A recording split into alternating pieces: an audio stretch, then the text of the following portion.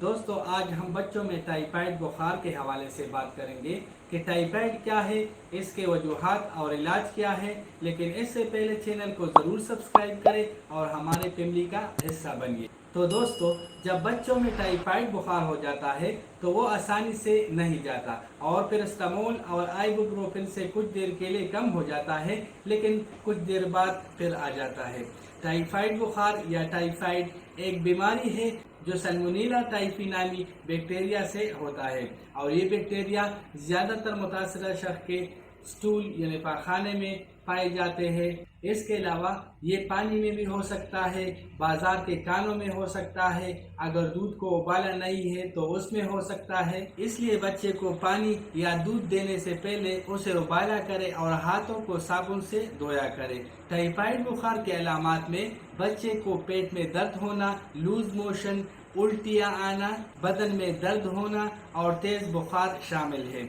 और ये बड़ों में भी होता है, लेकिन बच्चों में टाइफाइड बुखार की कसरत ज़्यादा है।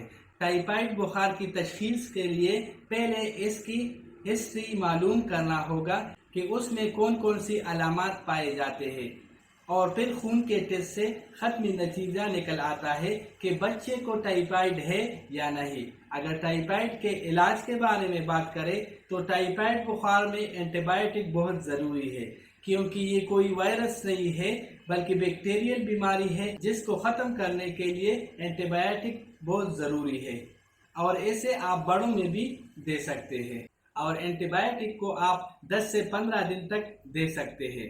इसके साथ आप पैरास्टामोल या आइबुप्रोफेन दे सकते हैं। टाइफाइड बुखार की अगर इलाज न किया जाए तो इससे बहुत पेचीदगियों का सामना करना पड़ता है, जैसा कि इंटरनल ब्लीडिंग, आंतों में सोजिश, आंतों में सुराख होना, मेनिंजाइटिस की सोजिश यानी गर्दन तोड़ बुखार यानी दिमाग को नुकसान पहुंचना और जिस्म के दूसरे अज़ा में इन्फेक्शन जैसा कि लीवर का डैमेज होना वगैरह शामिल है। तो दोस्तों, उम्मीद करता हूँ कि ये मालूमात आपके लिए कारआमद साबित होंगी। अब मुझे इजाज़त दीजिए। अल्लाह हाफ़िज़।